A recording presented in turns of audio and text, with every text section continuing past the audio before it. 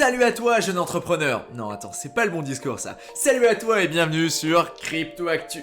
Aujourd'hui, on va faire un épisode beaucoup plus classique que ce qu'on fait d'habitude. On va tout simplement review l'actualité des crypto-monnaies aujourd'hui. Et nous sommes je ne sais pas le jour, mais on est le 14-12-2021. Et on est mardi. Parfait.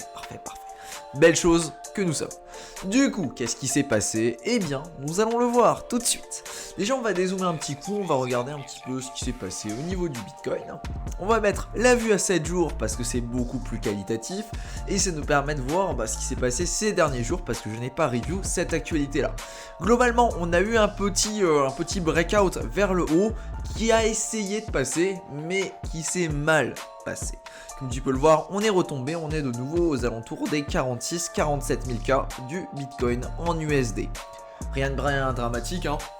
On est en décembre, fin d'année, les gens font des cadeaux à d'autres gens, des gens qu'ils aiment bien en général. Et puis il y a aussi les taxes qui vont bientôt arriver aux States.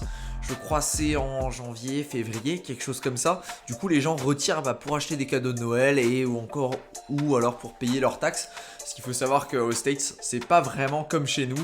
Comme chez nous, en fait, t'es imposable à partir du moment là où tu repasses en euros. Mais aux States, t'es imposé sur chaque transaction que tu fais. Je te dis pas les comptables là-bas, comment ils doivent s'arracher les cheveux. Bref, ça c'est un petit état du marché. Après, si on va sur un zoom macro, il y a beaucoup de discussions qui sont en cours en ce moment. On est quand même sur une inflation qui commence à devenir assez préoccupante. Les gars disent qu'on est à 6,8% aux States. Il y a de très bonnes chances qu'on soit au-dessus des deux chiffres, si tu vois ce que je veux dire. C'est quand même assez préoccupant au niveau des assets. Et il y a pas mal de discussions qui sont en cours en ce moment aux States. Il y a pas mal d'incertitudes au niveau des marchés. Qu'est-ce qui va se passer? Est-ce qu'on va monter? Est-ce qu'on va descendre? Et en général, ça ramène de l'incertitude sur les marchés. C'est quelque chose qu'on a vu aussi au niveau des actions. Rien de bien dramatique. Qu'est-ce qui s'est passé du coup? Le Bitcoin a sous-performé cette semaine. On a un Ethereum et on a quasiment tous les altcoins qui ont pris extrêmement cher. Comme tu le sais, de toute façon, c'est comme ça que ça se passe à chaque fois. Quand Bitcoin va perdre 10%, tu peux quasiment doubler ça au niveau des altcoins et tu auras moins 20%, quoi. C'est assez classique. À l'inverse, quand il y a des gains, c'est là aussi où ça peut être plus intéressant.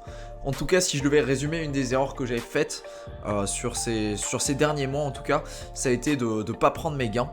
Et c'est quelque chose que j'aurais dû faire.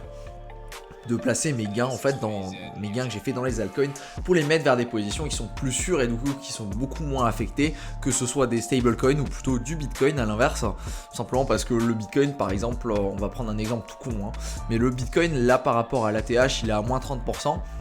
Je vais prendre mes positions majoritaires qui sont sans surprise, je te l'ai déjà dévoilé, donc dans Phantom, le Phantom il est pas à moins 30%, il est à moins 70%. Quelque chose comme ça, moins 60%, tu vois.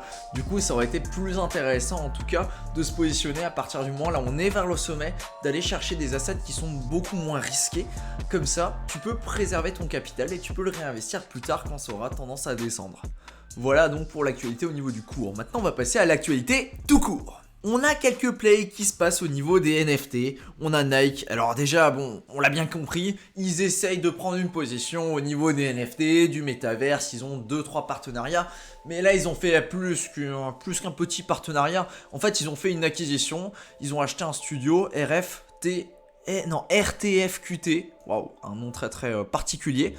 Et leur objectif, c'est évidemment de montrer qu'ils pèsent dans le game et qu'ils sont 100% donc dans l'idée de créer un métaverse. Ça m'étonne que ce soit une marque de chaussures, mais écoute, pourquoi pas, qui se positionne comme ça. J'aurais plutôt vu des boîtes dans la tech ou dans la finance faire ce genre d'affaires, mais pourquoi pas.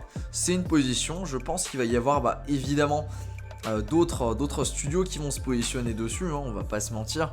Va y avoir d'autres acquisitions, je pense, dans les mois qui suivent, d'entreprises qui voudront se mettre au niveau des NFT et qui, à la place de développer quelque chose par eux-mêmes, au final vont aller acheter des entreprises, vont aller acheter des studios qui sont déjà positionnés dessus, qui ont déjà des positions prises et qui ont déjà développé des projets. Ils vont aller demander à ces bonhommes-là tout simplement de créer leurs projets et de les mettre en avant.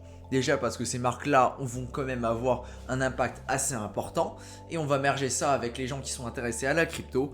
Évidemment, c'est le genre de projet là où tu peux même avoir du vent derrière. Ça va fonctionner tout simplement parce qu'il y a un énorme appeal juste à la marque. Elon Musk qui a fait un tweet Comme d'habitude, il va parler du Dogecoin. Écoute, tu le sais très bien, moi je suis pas là pour faire du gamble, je suis pas là pour jouer au casino, c'est pas le genre d'asset dans lequel je parie, mais bon, ça existe, il y a des gens que ça intéresse, hein, a priori, il y en a même beaucoup d'ailleurs, c'est pas du tout ce qui m'intéresse, il n'y a pas vraiment de fondamentaux derrière, même si effectivement c'est plus puissant que le Bitcoin pour faire des transactions, parce que tout simplement le Bitcoin en fait c'est une chaîne qui est assez lente, hein, et les coûts pour faire des transactions en fonction du nombre de transactions, on n'est pas forcément sur l'optimisation comme ce qu'on peut voir sur des blockchains alternatives comme Phantom, Solana et compagnie, voilà, que tu le saches, mais par contre, l'objectif avec Dogecoin, clairement, c'est vraiment d'avoir une petite loterie en fait, si tu veux. C'est vraiment ça, c'est comme ça que je le vois en tout cas. Les gens qui achètent Dogecoin, ils achètent une part de rêve à un moment là où il peut se passer un tweet random, un événement. Tu sais pas ce qui peut se passer, mais il peut se passer un truc, il y a un événement, bam, plus 25%, comme ça, t'as rien demandé, absolument rien n'a changé. Il y a juste un mec un petit peu connu, en l'occurrence Elon Musk, qui va parler du jeton, et du coup le jeton va prendre de la valeur. Alors qu'est-ce qui se passe? Globalement, il va y avoir Tesla donc qui vont accepter le Doge, leur jeton le jeton du Dogecoin quoi, pour pouvoir acheter du merchandise. Je sais pas si c'est des t-shirts ou quoi, je me suis pas renseigné plus que ça, mais à mon avis ça va être un truc un petit peu comme ça. Bref. Moi ça m'intéresse pas plus que ça, mais en tout cas si t'avais une position sur le Doge, et ben t'as pris un petit plus 25% gratos, voilà. En Allemagne, les banques pourraient permettre aux clients directement d'acheter du Bitcoin.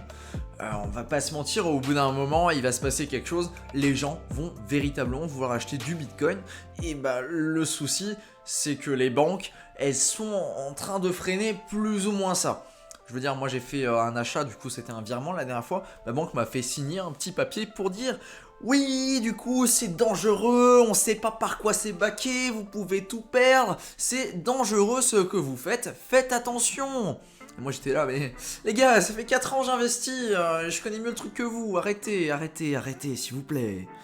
Mais c'est le cas pour pas mal de banques qui vont vraiment faire en sorte que ce soit difficile pour les acquéreurs, que ce soit pour investir ou tout simplement pour avoir un edge contre l'inflation actuelle, d'acquérir du Bitcoin ou d'autres crypto-monnaies.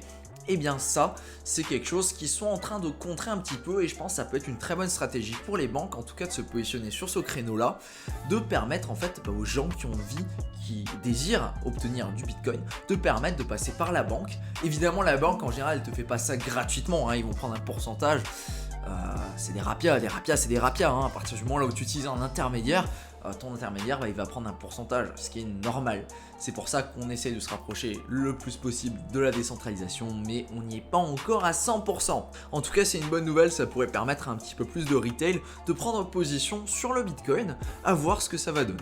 Il ne reste plus que 10% du Bitcoin à miner, et oui, ça veut dire qu'il y a donc quasiment 19 millions de Bitcoin donc, qui sont en circulation à l'heure actuelle et qui ont déjà été minés par des mineurs. Alors à savoir, petit fun fact au cas où tu n'es pas au courant, mais un jour on arrivera effectivement à miner 100% du Bitcoin, les 21 millions du Bitcoin seront en circulation. Alors évidemment, il y a certains bitcoins qui sont déjà perdus, hein. Aucune idée de la quantité que ça peut représenter, mais il y a plein de gens en fait qui avaient des wallets, surtout au tout début du bitcoin, et qui ont tout simplement perdu ces wallets. Et du coup, ce sont des bitcoins qui ne sont plus récupérables et qui sont soustraits de la supply globale parce que plus personne ne peut y toucher. Il n'y a plus aucun moyen de les récupérer. Ok, mais par contre qu'est-ce qui va se passer une fois qu'on aura 21 millions, parce que les mineurs ils auront plus l'incentive de miner du bitcoin pour en générer. Tout simplement ça va être les frais du bitcoin qui vont reprendre le devant, tout simplement parce que l'objectif c'est qu'il y ait une utilisation de plus en plus grande du bitcoin et qu'à chaque transaction, c'est déjà le cas à l'heure actuelle, eh bien il y a un pourcentage, il n'y a pas un pourcentage mais il y a des frais qui sont prélevés sur les transactions, et ces frais là en fait sont payés directement aux mineurs. Voilà pour l'actualité. Je voulais encore ajouter un petit truc, c'est que pendant ces périodes là où on a énormément de volatilité, que ce soit à la hausse comme à la baisse, mais qu'on est dans des périodes un petit peu sombres, là où il se passe pas grand chose, là où on a un Bitcoin Fear and Greed Index qui est plutôt vers le bas, c'est les périodes parfaites pour faire du liquidity mining, que tu aies des stablecoins qui sont en train de le faire, par exemple parce que tu utilises des pools sur Curve, ou alors parce que tu utilises d'autres stratégies, comme par exemple faire du liquidity mining sur du PancakeSwap, sur du SpookySwap, sur du Uniswap et compagnie. C'est ce genre de stratégie là qui te permet de générer une yield, et en ce moment c'est vraiment pas déconnant de faire ça, ça, tout simplement parce que le cours ne bouge pas, mais toi, tu vas générer des intérêts sous la forme de différentes crypto-monnaies, et c'est des crypto-monnaies qui pourraient carrément s'emballer quand le cours va reprendre. Voilà, c'est tout pour aujourd'hui, je te remercie de ton attention et je te dis à la prochaine pour une nouvelle vidéo. Ciao.